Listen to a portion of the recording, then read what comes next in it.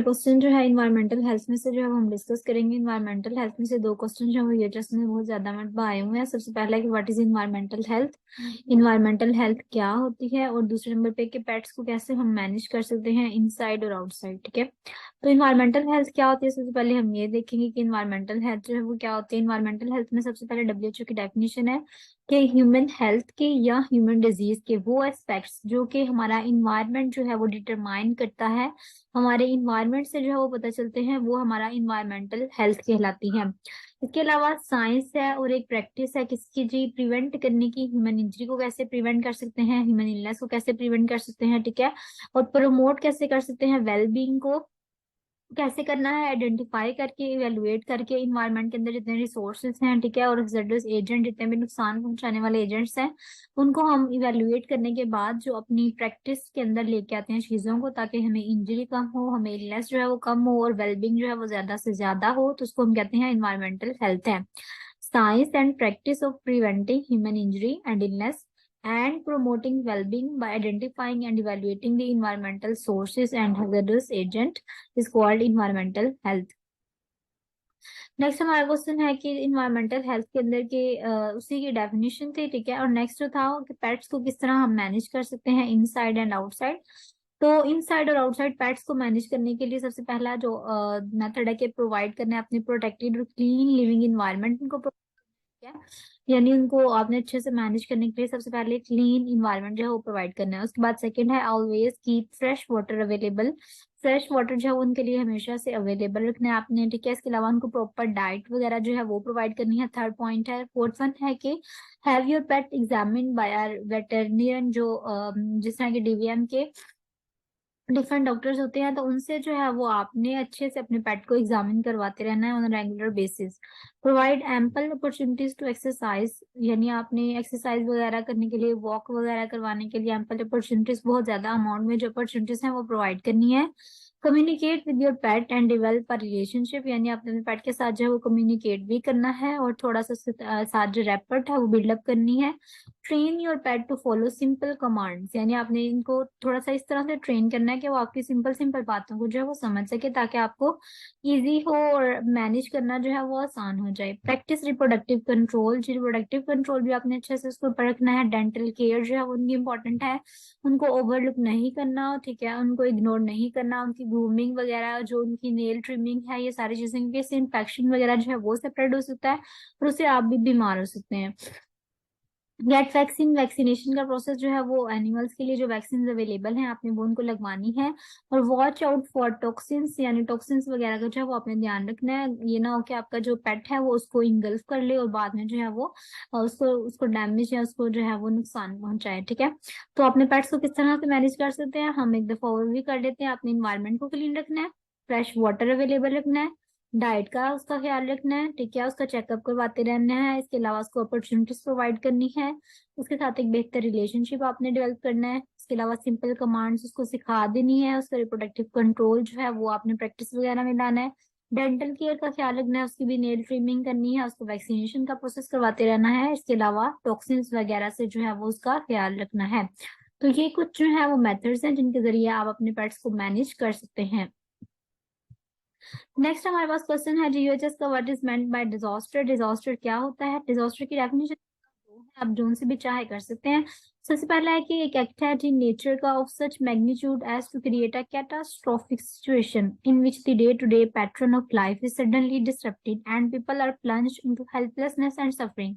यानी नेचर का एक एक्ट है जिसमें जिसकी मैग्नीट्यूड इतनी होती है कि वो तबाही मचा देने वाली सिचुएशन को क्रिएट कर देता है, ठीक है, और जिसकी वजह से हमारी लाइफ जो होती है वो डिस्टर्ब हो जाती है, डिस्ट्रॉय हो जाती है, और लोग जो होते हैं वो किस तरह हो जाते हैं, हेल्पलेस और सफरिंग में जो है वो मुब्तला हो जाते हैं। तो ये हमारा डिजास्टर की डेफिनेशन हो सकती है। डब्ल्यूएचओ के अकॉर्डिंग डिजास्टर क्या है कि एक सडन इकोलॉजिकल फिनोमिना है of sufficient magnitude to require external assistance, यानी इतनी मैग्नीट्यूड का एक इकोलॉजिकल फिनोमिना है जिसकी वजह से हमें एक्सटर्नल असिस्टेंस की, एक्सटर्नल बाहर मदद की जो है वो जरूरत पड़ जाती है, तो उसको हम कहते हैं ये हमारे ऊपर एक डिजास्टर आ गया, ठीक है।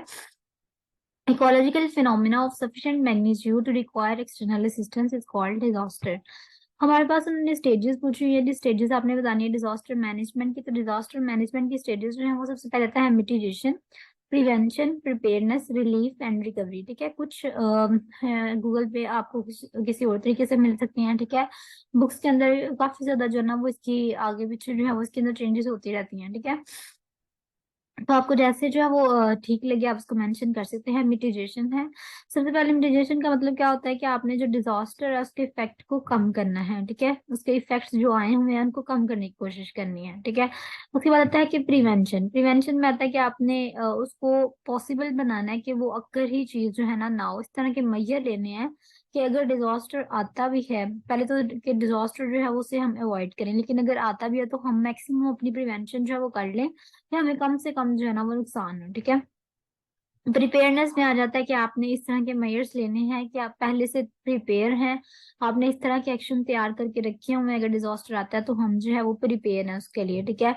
रिस्पॉन्स में आता है कि आपने एक्शन लेना है जब आ जाता है डिजास्टर। ठीक है, ये बेसिकली स्टडीज हमने पढ़ी है ना, मिटिगेशन, प्रिवेंशन, प्रिपेयरनेस, ये थी प्री डिजास्टर की फेजेस थी ना, मतलब अभी डिजास्टर नहीं आया। ठीक है, रिस्पॉन्स जो है वो डिजास्टर आ गया है, अब हमने क्या करना है, अब हमने रिस्पॉन्स शो करना है यानी एक्शन लेना है। ठीक है, तो ये डिजास्टर वाली फेज है, इसमें हमने क्या करना है, एक्शन लेना है, अपनी नीड्स को देखना है, सबसे पहले अपनी सेफ्टी करनी है, फिर दूसरों की सेफ्टी का ख्याल रखते हुए उनको बचाना है। ठीक है, उनको प्रिवेंटिव मेजर्स देने हैं, उनकी बेसिक नीड्स जो है सर्वाइवर्स की पूरी करनी है। तो रिस्पॉन्स यानी डिजास्टर वाली फेज है। उसके बाद रिकवरी फेज है, ये पोस्ट डिजास्टर फेज आती है। पोस्ट डिजास्टर फेज में रिकवरी फेज आ जाती है, यानी अब जो जिनके घर जो है रिहेबिलिटेशन और रिकवरी की तरफ आपने जाना है, जिनके घर जो है वो डिस्ट्रॉय हो चुके हैं उनको जो है वो आपने थोड़ी हेल्प जो है वो प्रोवाइड करनी है। ठीक है, इसके अलावा अगर कोई डिजीजेस में जो है वो पर्सन चला गया है, कम्युनिकेबल डिजीज है कोई फैल गई हुई, तो उसकी वजह से आपने उसको हॉस्पिटल में लेके जाना है, तो इस तरह से करके आपने रिकवरी के प्रोसेस में जो है वो थोड़ी सी हेल्प करनी है। तो डिजास्टर की जो स्टेजेस हैं वो कौन कौन सी हैं जी? मिटिगेशन है, प्रिवेंशन है, प्रिपेयरनेस है, और उसके बाद रिस्पॉन्स है और रिकवरी है। आप चाहें तो इसको इस तरह से भी लिख सकते हैं, प्री डिजास्टर फेजेस जिसमें मिटिगेशन, प्रिपरेशन, प्रिपेयरनेस आ जाए, प्रिवेंशन सॉरी, और उसके बाद डिजास्टर फेज जो कि रिस्पॉन्स आ जाएगी, और जो पोस्ट डिजास्टर फेज है उसमें रिकवरी का प्रोसेस आ जाएगा। तो आप इस तरह से करके भी मेंशन कर सकते हैं। नेक्स्ट है हमारे पास ये कुछ फेजेस ऑफ डिजास्टर मैनेजमेंट है, इस तरह से करके भी आप इसको लिख सकते हैं। प्रिपेयरनेस फेज है, इनिशियल फेज है, मिड टर्म फेज है, लॉन्ग टर्म फेज है। ठीक है, इसके अंदर होना वही है जो हमने ऊपर पढ़ा है। प्रिपेयरनेस फेज में क्या है कि डिजास्टर प्रिवेंशन ट्रेनिंग करवाई जाती है, मतलब प्रिपेयर कर रहे हैं ना कि अगर डिजास्टर आता है तो हमने इस तरह से करना है, आपने ये प्रोसीजर जो है वो करना है। जो रिहायशी रेजिडेंट्स हैं उनको बताया जाता है कि डिजास्टर में आपने ये चीजें करनी है। ठीक है, एक मेडिकल नेटवर्क होता है, उसको पहले से स्टेब्लिश कर दिया जाता है, नर्सेस को प्रिपेयर कर दिया जाता है, उनको प्रॉपर नॉलेज स्किल वगैरह बता दिया जाता है। ठीक है, उसके अलावा डिजास्टर नर्सिंग एजुकेशन जो है वो भी प्रोवाइड कर दी जाती है। तो ये प्रिपेयरनेस फेज है जी। सेकंड फेज में उन्होंने कहा है इनिशियल रिस्पॉन्स फेज, यानी अभी डिजास्टर जो है वो आया है, इनिशियल रिस्पॉन्स फेज क्या होगी कि life saving and emergency care provide करनी है हमने। ठीक है, इन्वायरमेंटल हाइजीन का ख्याल रखना है, क्योंकि डिजास्टर की वजह से कम्युनिकेबल डिजीज के फैलने के बहुत ज्यादा चांसेस होते हैं, तो हमने इन्वायरमेंटल हाइजीन का ख्याल रखना है। ठीक है, इन्फेक्शियस डिजीज को फैलाने से बचाना है आपने, इंसानों की मेंटल हेल्थ केयर, क्योंकि कुछ लोगों का लॉस हो जाता है, कुछ लाइफ जो है वो लॉस हो चुकी होती है, तो उसकी वजह से जो उनके रिलेटिव्स होते हैं वो बहुत ज्यादा परेशान होते हैं, आपने मेंटल हेल्थ केयर का ख्याल रखना है। ठीक है, वॉलंटियर कोऑर्डिनेशन, वॉलंटियर्स जो हैं आपके, उनकी कोऑर्डिनेशन बहुत अच्छी होनी चाहिए। ठीक है, उनको प्रॉपर जगहों पे आपने एलोकेट करना है।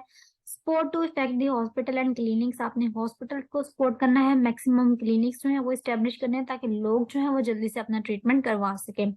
थर्ड फेज है जी मिड टर्म फेज, इसको कहा गया है, इसमें यह है कि सेकेंडरी डिजास्टर प्रिवेंशन जो है वो हम करते हैं। ठीक है, development of rapid mental health care, तकरीबन जो है ना ये मिड टर्म फेज ये सेकेंड फेज से जो है वो मिलती जुलती है। ठीक है, fourth phase long term phase होती है, ये मतलब रिहेबिलिटेशन वाली फेज होती है, हम कम्युनिटी को दोबारा से बना रहे होते हैं, जिनके घर टूट फूट चुके हैं उसको हम दोबारा से बिल्डअप करेंगे। ठीक है, तो उनको बनाने में हम उनकी हेल्प करेंगे, कम्युनिटी बिल्डिंग में जी हेल्प करेंगे हम, मेंटल हेल्थ केयर में जिनकी लाइफ, जिनके रिलेटिव्स लॉस्ट हो चुके हैं उनकी हम थोड़ी सी हेल्प करेंगे। ठीक है, तो इस तरह से ये लॉन्ग टर्म फेज है जिसको हम फोर्थ फेज का नाम देते हैं। ठीक है, तो आप फेजेस में ये वाली भी मेंशन कर सकते हैं, इसके अलावा आप ये वाली जो है वो मेंशन कर सकते हैं, लेकिन अगर आप मतलब एग्जैक्ट लिखना चाहते हैं तो जब स्टेजेस आएंगी तो आपने ये मेंशन करना है, मिटिगेशन, प्रिवेंशन, प्रिपेयरनेस, रिलीफ और रिकवरी। ठीक है, और जब फेजेस आएंगी तो फिर आपने ये वाली मेंशन करनी है, preparedness phase, initial phase, mid term और लॉन्ग टर्म फेज। ठीक है, यहाँ पे इसको pre disaster phase, disaster phase और after disaster post disaster phase की तरह भी लिख सकते हैं। फेजेस ये हैं और स्टेजेस जो हैं वो ये हैं। मिटिगेशन, प्रिवेंशन, प्रिपेयरनेस, रिलीफ और रिकवरी। ठीक है, रिलीफ की जगह आप रिस्पॉन्स भी लिख सकते हैं। ठीक है, mitigation, prevention, preparedness, response and recovery. तो ये स्टेजेस भी हो गई और फेजेस भी हो गई। ठीक है, नेक्स्ट हमारे पास है कि प्रिंसिपल्स ऑफ डिजास्टर नर्सिंग। ये भी एक दफा क्वेश्चन आया हुआ कि डिजास्टर नर्सिंग के प्रिंसिपल्स क्या है। तो प्रिंसिपल्स क्या होने चाहिए डिजास्टर नर्सिंग के, कि रैपिड असेसमेंट होनी चाहिए सिचुएशन, यानी नर्स ने क्या करना है कि जितनी भी नर्सिंग केयर नीड प्रोवाइड करनी है उसने पहले ही असेसमेंट कर लेनी है। ठीक है, सिचुएशन किस तरह की जा रही है तो उसने रैपिड असेसमेंट करनी है सिचुएशन की। पहला उसका प्रिंसिपल है जी triage and initiation of life saving measures first, यानी सबसे पहले ट्रायज किसने देख लेना है। ट्रायज मतलब प्रायोरिटी वाइज किसको ज्यादा हेल्प की जरूरत है उसने ये देखना है नर्स ने। यानी अगर एक पर्सन है उसको ज्यादा हेल्प की जरूरत है, ठीक है, उसकी ब्लीडिंग वगैरह हो रही है, उसको कंट्रोल करना है, उसकी ज्यादा जो है उसको हेल्प चाहिए, ठीक है, तो उसको चाहिए कि वो पहले उसको जो है प्रायोरिटी दे, उसको पहले सॉल्व करे। तो पहले नर्स ने असेसमेंट करनी है, वैसे ही जनरल असेसमेंट करनी है सिचुएशन की। फिर उसने असेसमेंट करनी है किसको ज्यादा जरूरत है मेरी। ठीक है, उसने जो है वो उसको देखना है। नेक्स्ट क्या है, expected use of essential nursing interventions and the elimination of non essential nursing activities, यानी जो इंपॉर्टेंट नर्सिंग एक्टिविटीज हैं उसको उसने परफॉर्म करना है, जो नॉन इम्पोर्टेंट है या नॉन एसेंशियल है उनको उसने थोड़ा बाद में परफॉर्म करना है। ठीक है, इमरजेंसी सिचुएशन है तो इस वजह से इंपॉर्टेंट नर्सिंग एक्टिविटीज को वो पहले परफॉर्म करेगी। ठीक है, अब जैसे अगर हम कहते हैं कि जनरल एग्जांपल लेते हैं कि अगर हम जिस तरह हम वार्ड में जाते हैं तो हम सबसे पहले वाइटल साइन करते हैं, फिर बाकी चीजें जो मेडिसिन वगैरह जो स्टार्ट करते हैं। अब एक पेशेंट है, ठीक है, उसकी जो है वो ब्लीडिंग हो रही है और उसका जो बीपी है वो बहुत ज्यादा ड्रॉप कर रहा है, तो फिर हम क्या करेंगे, जैसे कि उसको पहले कोई सोल्यूशन वगैरह लगाए, वो क्या करने बैठ गई है, जिसका टेम्परेचर लेने बैठ गई है, उसकी पल्स चेक कर रही है। तो इसकी बजाय इसको चाहिए कि अभी ये वाली चीजें उसके लिए एसेंशियल नहीं है, ठीक है, पहले उसके लिए एसेंशियल है कि उसको कोई फ्लूइड जाए अंदर, तो उसको चाहिए कि पहले जो एसेंशियल नर्सिंग इंटरवेंशन है वो पहले करे और नॉन एसेंशियल जो है वो बाद में करे। ठीक है, जनरल असेसमेंट कर ली, पहला प्रिंसिपल। उसके बाद उसने क्या किया कि ये देख लिया कि हम किसकी एक्शन की ज्यादा जरूरत है, ट्राइज। ट्राइज को जो है उसने सेलेक्ट कर लिया, ठीक है, फिर उसने एसेंशियल नर्सिंग इंटरवेंशन को जो है वो यूज किया।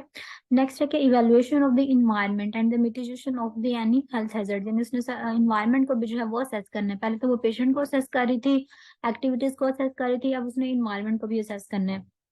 प्रिवेंशन ऑफ फर्दर इंजरी और इलनेस, उसने जो फर्दर इंजरी है उससे बचाना है। ठीक है, उसके बाद है कि leadership is in coordinating the pattern tries care and transport, leadership को उसने मुजाहरा करना है। लीडर क्या होता है कि जो दूसरों को जो है वो फॉलो करने के लिए एक कंपल्शन जो है वो प्रोवाइड करता है कि आप ये दूसरों को ऑर्डर देता है। ठीक है, कोऑर्डिनेशन जो है वो अपनी टीम के दरमियान जो है उसने मजबूत करनी है ताकि पेशेंट की केयर अच्छे से हो सके। इसके अलावा उसने टीच करना है, सुपरवाइज करना है, और मेडिकल पर्सनल या वॉलंटियर्स वगैरह को जो है उसने एक अच्छे से जो है वो उसको सुपरविजन प्रोवाइड करनी है। ठीक है, और इसके अलावा क्या है कि इसने इमोशनल सपोर्ट भी प्रोवाइड करनी है जितने भी विक्टिम्स हैं और उनकी फैमिलीज है उनको। ठीक है, तो अगर हम इसका थोड़ा सा ओवरव्यू ले लें कि प्रिंसिपल क्या है डिजास्टर नर्सिंग में। डिजास्टर नर्सिंग में सबसे पहले उसने एक जनरल सिचुएशन देखनी है पेशेंट की, ठीक है, फिर उसने ट्रायज वगैरह जो है वो सेट करने हैं। ट्रायज यानी प्रायोरिटीज वगैरह वाइज जो है वो सिचुएशन पेशेंट्स को जो है वो अरेंज करना है। ठीक है, फिर उसने अपनी एक्टिविटीज को देखना है कि जो नॉन एसेंशियल है वो बाद में और जो एसेंशियल है वो पहले की जाएंगी।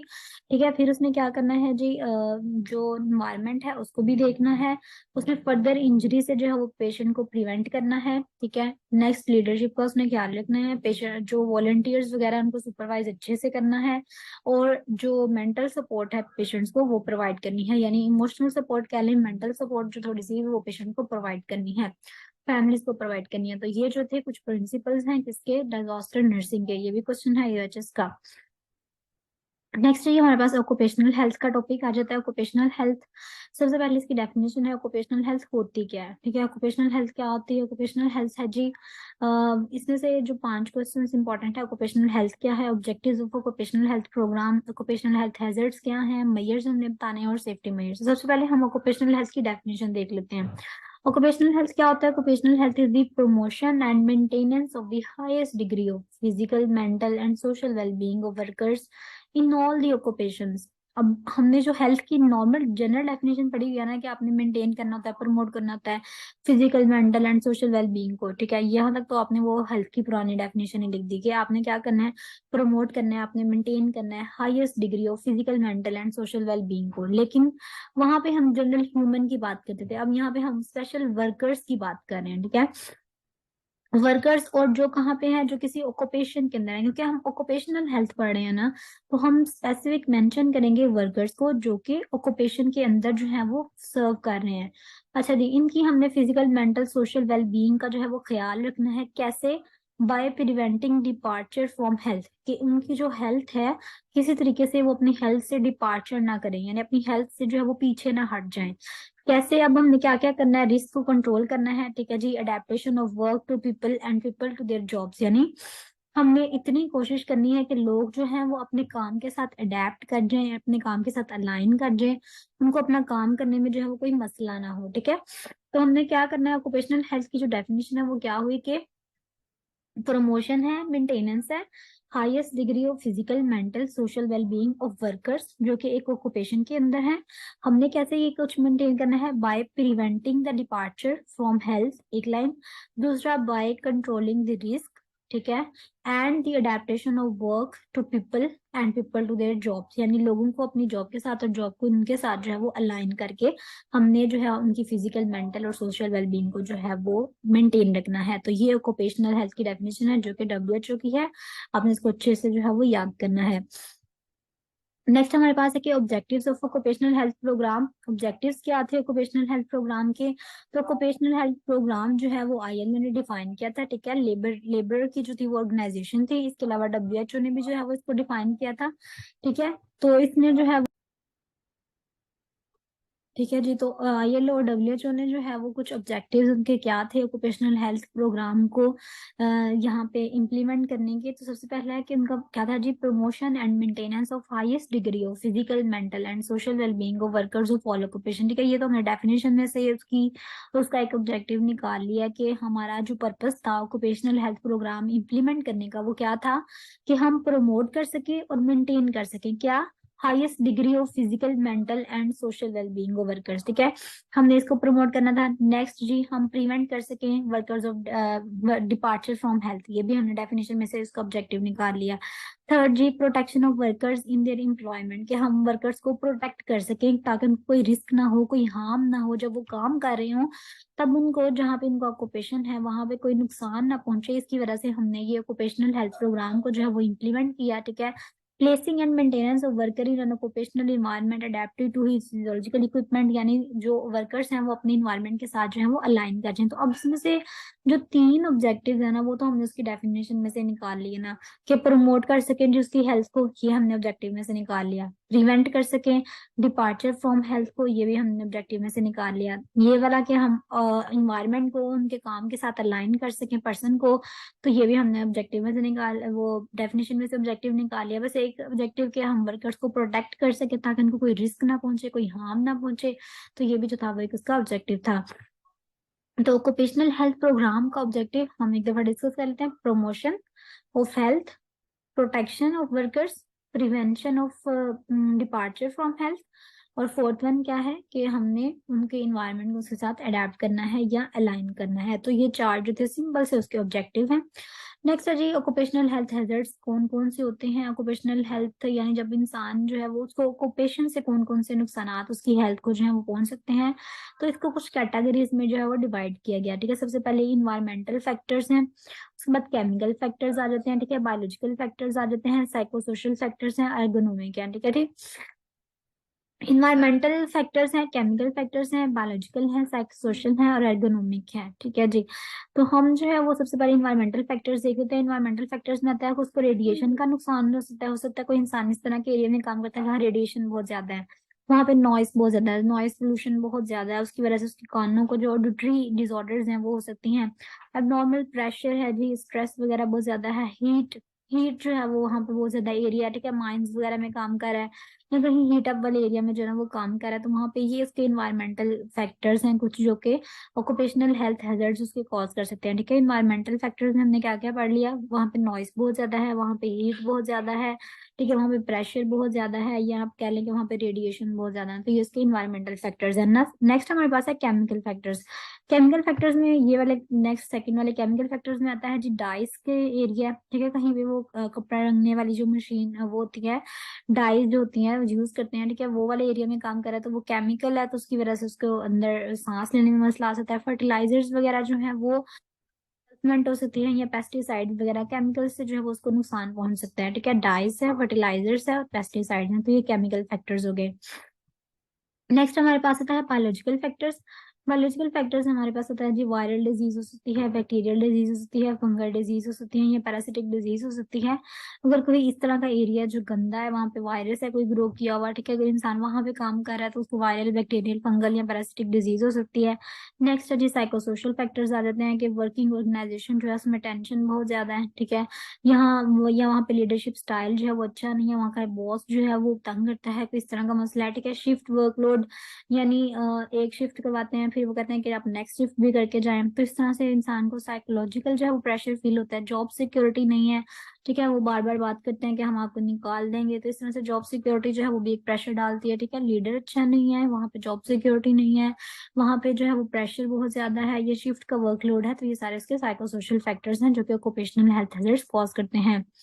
नेक्स्ट हमारे पास एर्गोनॉमिक हेल्थ हैजर्ड्स आ जाते हैं। एर्गोनॉमिक यानी जो इंसान है वो जॉब के लिए fitting the job for Mankind, या रिलेशन विद वर्कर, यानी जो हेल्थ के ऑक्यूपेशन से रिलेटेड होते हैं हैजर्ड्स के, जो इंसान है वो इतना फिट ही नहीं है कि वो जॉब जो है वो सही से कर सके, या जॉब उसके अकॉर्डिंग अलाइन नहीं कर रही। ठीक है, या जो वर्कर्स है वहाँ के उनके साथ उसका रिलेशनशिप अच्छा नहीं है। ठीक है, तो ये कुछ एर्गोनॉमिक्स जो है वो फैक्टर्स आ जाते हैं। तो हमने कौन कौन से फैक्टर्स पढ़ लिए? इन्वायरमेंटल या फिजिकल फैक्टर्स, ठीक है, फिर हमने केमिकल फैक्टर्स पढ़े, फिर हमने जो है वहाँ पे बायोलॉजिकल फैक्टर्स पढ़ लिए, उसके बाद हमने साइकोसोशल फैक्टर्स पढ़ लिए, और देन हमने एर्गोनॉमिक फैक्टर्स पढ़ लिए। तो ये सारे फैक्टर्स हैं जो ऑक्यूपेशनल हेल्थ हैजर्ड्स जो हैं उनकी कैटेगरी में आते हैं। ठीक है जी। नेक्स्ट हमारे पास जो क्वेश्चन है, measures for general health promotion and protection of workers, कौन कौन से मेयर्स हम लेंगे प्रमोशन के लिए और प्रोटेक्शन के लिए वर्कर्स की? तो ये भी जो कमेटी थी आईएलओ की, इंटरनेशनल लेबर ऑर्गेनाइजेशन की, उन्होंने 1953 में कुछ मेयर्स बताए थे कि आप क्या क्या कर सकते हैं। न्यूट्रिशन, आपने सबसे पहले वर्कर्स की न्यूट्रिशन का ख्याल रखना है। ठीक है, उनको गुड न्यूट्रिशन जो है वो प्रोवाइड करनी है। ठीक है, सेपरेट प्लेस होनी चाहिए उनकी ईटिंग के लिए, और फूड जो है वो रीजनेबल कॉस्ट पे जो है वो अवेलेबल होना चाहिए। ठीक है, कम्युनिकेबल डिजीज को कंट्रोल करना नेक्स्ट उनका पॉइंट था कि आपने इम्यूनाइजेशन करवानी है अपने वर्कर्स की, वैक्सीनेशन वगैरह का प्रोसेस उनका कंप्लीट होना चाहिए। ठीक है, अगर कोई डिजीज होती है तो वर्कर्स के लिए स्पेशल उन्होंने कहा कि उसको अर्ली जो है वो डिटेक्शन करवा के ट्रीटमेंट करवाना है। ठीक है, उनका खाने पीने का ख्याल रखना है, उनकी डिजीज उनको डिजीज नहीं होने देनी। थर्ड, उनके इन्वायरमेंट का ख्याल रखना है कि उनको वाटर जो है वो ठीक मिल रहा है, फूड जो है वो ठीक मिल रहा है। ठीक है, इन्वायरमेंट क्लीन है। ठीक है, फीकल एलिमिनेशन के लिए प्रॉपर जो है वो प्लेस है। इसके अलावा सफिशिएंट स्पेस है पर पर्सन, लाइट जो है वो ठीक है, वेंटिलेशन ठीक है, और हाउसेस वगैरह जो है वर्कर्स के जो क्वार्टर्स वगैरह देते हैं वो ठीक है। ठीक है, न्यूट्रिशन का ख्याल रखा है, दूसरे नंबर पे उनकी जो हेल्थ है उसका ख्याल रखना है, और तीसरे नंबर पे इन्वायरमेंट का ख्याल रखना है। तीन पॉइंट्स हमने पढ़ लिए जी। मेंटल हेल्थ चौथा पॉइंट आता है कि जो मेंटल हेल्थ है उनकी बहुत ज्यादा जरूरी है। उनके लिए आपने कोशिश करना है कि कोई ना कोई इवेंट करवाते रहें, जैसे फेस्टिवल्स वगैरह या हॉलीडेज वगैरह अरेंज करवाते रहें, ताकि जो वर्कर्स हैं उनकी मेंटल हेल्थ अच्छी रहे। ठीक है जी, उसके बाद 5 वाला मेजर्स है कि आपने उनकी वाइफ्स का, उनके चिल्ड्रन का ख्याल रखें, क्योंकि फैमिली जो होती है वो एक वर्कर के लिए बहुत ज्यादा इंपॉर्टेंट होती है। ठीक है, तो अगर कोई मदर है इस तरह की जो कि एक्सपेक्टेड है तो उसको आपने मैटरनिटी लीव देनी है। ठीक है, एंटीनेटल या इंट्रानेटल और पोस्ट नेटल सर्विसेज जो है वो आपने फ्री ऑफ कॉस्ट प्रोवाइड करनी है, और बच्चों के लिए भी जो है वो नर्सरीज वगैरह का अरेंज जो है वो करना है, ताकि वर्कर जो है वो अच्छे से काम कर सके। वाइफ्स और चिल्ड्रंस का ख्याल रखना है। 6वां वाला पॉइंट है कि आपने हेल्थ एजुकेशन, यानी उनको वक्तन फवक्तन जो है उनकी हेल्थ के बारे में थोड़ी सी जो है वो अवेयरनेस प्रोवाइड करते रहना है। फैमिली की प्लानिंग जो है वो आपने उनको प्रोवाइड करनी है। ठीक है, फैमिली इस तरह से प्लान कर सकते हैं ताकि उनकी पे के अकॉर्डिंग जो है उनकी फैमिली जो है वो मैनेज हो सके। तो हमने क्या पढ़ लिया कि हमने सबसे पहले पढ़ा था जो न्यूट्रिशन है उसका ख्याल रखना है जी। हम क्वेश्चन क्या पढ़ रहे हैं कि जनरल हेल्थ प्रमोशन और प्रोटेक्शन ऑफ वर्कर्स के लिए कौन कौन से मेजर्स हम कर सकते हैं। न्यूट्रिशन का ख्याल रखना है हमने उनकी। ठीक है, सेकंड नंबर पे उनको डिजीज से बचाना है। थर्ड नंबर पे हमने जो है वो उनके इन्वायरमेंट का ख्याल रखना है। फोर्थ वन पे हमने उनकी मेंटल हेल्थ का ख्याल रखना है। फिफ्थ वन पे है कि हमने उनकी वाइफ के लिए, उनकी चिल्ड्रन के लिए जो है वो मेजर्स लेने हैं। ठीक है, सिक्स वन पे आता है कि हमने उनकी हेल्थ के बारे में एजुकेशन प्रोवाइड करनी है। और सेवंथ वन पे आता है कि हमने उनकी फैमिली की प्लानिंग करनी है। तो ये सारे मेजर्स जो है वो हम एक वर्कर के लिए ले सकते हैं। नेक्स्ट क्वेश्चन नंबर 5 आता है जी, safety measures of occupation hazards. अब जो ऑक्यूपेशनल हैजर्ड्स हैं उनके लिए हम क्या सेफ्टी मेजर्स ले सकते हैं, ठीक है। तो जो प्लान बनाया गया तो वो 75% जो है वो लोगों ने से कहा कि ठीक है, ये सेटिस्फाइड है। जिसमें कौन कौन से मेजर्स उन्होंने बयान किए थे जी, मेडिकल मेजर्स, इंजीनियरिंग मेजर्स और लेजिस्लेशन। अब मेडिकल मेजर्स हम देख लेते हैं कि है क्या चीज है ये ना, मेडिकल, इंजीनियरिंग और लेजिस्लेशन। मेडिकल मेजर्स में क्या आ जाता है? मेडिकल मेजर में आता है कि प्री प्लेसमेंट एग्जामिनेशन, यानी जब भी कोई वर्कर आता है आपने क्या करना है कि आपने उसकी medical, family, social, occupational history जो है वो सारी ले लेनी है, ठीक है। उसके ब्लड का, उसके यूरिन का एग्जामिनेशन करवा लेते हैं, उसकी आइज का जो है वो एक दफा टेस्ट करवा लेना है, जनरल फिजिकल एग्जामिनेशन सारा करवा लेना है, ठीक है जी। मेडिकल मेजर्स में ये था प्री प्लेसमेंट एग्जामिनेशन, जो उसके आने से पहले पहले हमने ये सारा करवा लिया है उसका। अब वो आ चुका है, अब हमने पीरियोडिक एग्जामिनेशन करवाना है, यानी एक महीने बाद दोबारा से उसका एग्जामिनेशन करवाना है दोबारा से, ताकि हमें पता चले कि उसको ऑक्यूपेशनल कोई हैजर्ड तो नहीं हो रहा। फिर है जी medical and health care services, उसको मेडिकल और हेल्थ केयर सर्विसेज जो है वो प्रोवाइड करनी है। अगर कोई डिजीज उसको होती है फिर फर्स्ट, तो आपने फौरन से उसको नोटिफाई करना है, ठीक है। उसके वर्किंग इन्वायरमेंट को देखते रहना, चेक करते रहना कि ये सही वर्किंग इन्वायरमेंट में काम कर रहा है, ऐसा कोई मसला तो नहीं है। Maintenance and analysis of record, उसका एक प्रॉपर रिकॉर्ड रखना है आपने कि इसकी पहले कंडीशन ये थी, अब कंडीशन ये है, ठीक है। और हेल्थ एजुकेशन, यानी उसको हेल्थ के बारे में एजुकेशन प्रोवाइड करते रहना है। तो ये क्या था हमारे पास, मेडिकल मेजर्स। मेडिकल मेजर्स में हमने जो है वो अभी तक जो डिस्कस किया है, मेडिकल मेजर्स में हमने क्या डिस्कस किया जी, प्री प्लेसमेंट एग्जामिनेशन, ठीक है, पहले आपने एग्जामिनेशन करवाया उसके आने से पहले। फिर पीरियोडिक एग्जामिनेशन करवाना है हमने उसका, ठीक है। उसके वर्किंग इन्वायरमेंट का ख्याल रखना है, ठीक है। उसके जो है वो आपने चेकअप वगैरह करवाया, तो अगर कोई डिजीज आई तो उसको फौरन से नोटिफाई करना है, ठीक है। उसका रिकॉर्ड मेंटेन करना है, उसके हेल्थ के बारे में एजुकेशन प्रोवाइड करनी है। तो ये हमारे पास सारी आ जाती है मेडिकल मेजर्स के अंदर। नेक्स्ट हमारे पास है इंजीनियरिंग मेजर्स, यानी इंजीनियरिंग मेजर्स में ना वो सारी चीजें आएंगी कि जहाँ पे इंसान काम करता है ना, उसका स्ट्रक्चर कुछ अच्छा सा होना चाहिए, यानी जिस बिल्डिंग में वो काम कर रहा है वो अच्छी हो, उसका हाउस जो है वो ठीक हो, वेंटिलेशन का प्रॉपर अरेंज हो, मैकेनाइजेशन यानी उसकी जो चीजें मैकेनिकली काम कर रही हैं वो ठीक हो। सब्स्टिट्यूशन यानी जो हार्मफुल मटेरियल है उसको आपने कोशिश करना है कि जो लेस हार्मफुल मटेरियल होता है उसके साथ रिप्लेस कर दिया जाए, ठीक है जी। रिसोर्सेज वगैरह पे आपने कंट्रोल रखना है, यानी डस्ट ना हो वहां पे, नॉइस ना हो, कोई पोल्यूशन ना हो, ठीक है। इसके अलावा आइसोलेशन, यानी आपने उस प्रोसेस को, उस वो चीजें जो कि हार्मफुल है इंसानों के लिए, उसको सेपरेट कर देना है, प्रोटेक्टिव डिवाइसेस लगानी है, मॉनिटरिंग और रिसर्च का प्रोसेस, ये सारा कुछ जो है मैकेनिकल हमारे मेजर्स में आ जाता है। आपने इंजीनियरिंग मेजर्स में इसका सारी चीजें वो है कि उस बिल्डिंग का डिजाइन कैसा है, वेंटिलेशन कैसी है, मैकेनाइजेशन कैसी है, सब्स्टिट्यूशन क्या है जी, आइसोलेशन का ख्याल रखना है आपने, प्रोटेक्टिव डिवाइसेस लगानी है, मॉनिटरिंग है और रिसर्च है, ठीक है। लेजिस्लेशन थर्ड हमारा मेजर था। लेजिस्लेशन का मतलब ये था कि आपने कुछ लॉज वगैरह इस तरह के जो है वो लगा देने हैं जो कि ऑक्यूपेशनल हैजर्ड्स या डिजीज को जो है वो प्रिवेंट करते हैं, ठीक है। जैसे Punjab employ social security institution जो है वो एक मेजर रोल प्ले कर रहा है, क्योंकि वो क्या करता है कि वो उसने एक लॉज जो है वो ऑक्यूपेशन के लिए इम्प्लीमेंट किया है, जिसको सारे वर्कर्स जो है वो फॉलो करते हैं, सारे बॉस जो है वो फॉलो करते हैं, और उससे जो है वो वर्कर्स को कम नुकसान पहुंचता है। ओम्स नेक्स्ट है हम पैसे, यानी ये जो Punjab employ social security institution है, इसके कुछ एम्स हैं कि उसने मेडिकल केयर प्रोवाइड करनी है, इंजीनियरिंग केयर जिस तरह हमने ऊपर मेजर्स पढ़े, और लीगल और लेजिस्लेटिव मेजर्स जो है वो प्रोवाइड करने हैं। लेजिस्लेशन मतलब सिंपल, आपने लॉज लगा दिए हैं ताकि हम जो है वो कुछ मेजर्स इंप्लीमेंट कर सकें। तो ये क्वेश्चन का हमारा कंप्लीट हो गया है। इसमें हमने क्या पढ़ा है, मेडिकल मेजर्स, इंजीनियरिंग मेजर्स और नेक्स्ट फिर लेजिस्लेशन, ठीक है। तो ये मेजर्स वाला क्वेश्चन हमारा जो है वो कंप्लीट हो गया। कुछ टर्मिनोलॉजीज हैं, अगेन ऑक्यूपेशनल हेल्थ क्या होती है ये हमने पहले डिस्कस कर ली है। तो ऑक्यूपेशनल हेल्थ क्या है कि promotion and maintenance of the highest degree of physical, mental and social wellbeing of worker in all the occupation by preventing departures from health, controlling the risk and adaptation of work to people and people to their jobs। WHO की definition 1950 में उसने दी थी। यहाँ छोटी definition करना चाहे तो, it is study of work and working environment on the health of the worker and ability to perform work. Primary health care क्या है जी, प्राइमरी हेल्थ केयर एक हेल्थ केयर की जो एसेंशियल ब्रांच है, made universal accessible to the individuals and families, जो कि individuals और फैमिलीज को यूनिवर्सली जो है हम कोशिश करते हैं कि एक्सेसिबल हो, उनकी पहुंच में हो, by mean acceptable to them, उस तरह के मीन्स हम अडॉप्ट करते हैं जो कि उनके लिए वाकई एक्सेप्टेबल होते हैं, ठीक है। और इसके अलावा हम कोशिश करते हैं कि वो फुल पार्टिसिपेट कर रही हूँ और विदाउट एनी कॉस्ट जो है उनको ये सर्विसेज प्रोवाइड की जा रही हूँ, ठीक है। या अगर कॉस्ट भी है तो वो कॉस्ट हो जो कि कम्युनिटी और उसकी कंट्री जो है वो अफोर्ड कर सकती है। तो प्राइमरी हेल्थ केयर की डेफिनेशन अक्सर आ जाती है, तो इस वजह से डेफिनेशन स्टार्ट से फर्स्ट ईयर से ही जो है वो स्टूडेंट्स याद करते हैं। Essential healthcare made universal accessible to the individuals and families in the community by means acceptable to them through their full participation and at a cost that the community and country can afford। ये भी आपने जो है वो अच्छे से इसको जो है वर्ड टू वर्ड याद करना है। पब्लिक हेल्थ नर्सिंग की डेफिनेशन है the practice of promoting and protecting the health of proper using knowledge from nursing social and public health science, ठीक है। The practice of promoting and protecting the health क्या है कि practice है promote करने की हेल्थ को, और हेल्थ को जो है वो प्रोटेक्ट करना है आपने, प्रॉपर तरीके से उसको प्रोटेक्शन प्रोवाइड करनी है। किस तरह? यूजिंग नॉलेज, नॉलेज को यूज करते हुए, social and public health science का जो नॉलेज है वो आपने यूज करते हुए जो हेल्थ को प्रमोट करना है, डिजीज से प्रोटेक्ट करना है, ठीक है। तो ये जो है हमारे पास पब्लिक हेल्थ नर्सिंग की डेफिनेशन आ जाती है।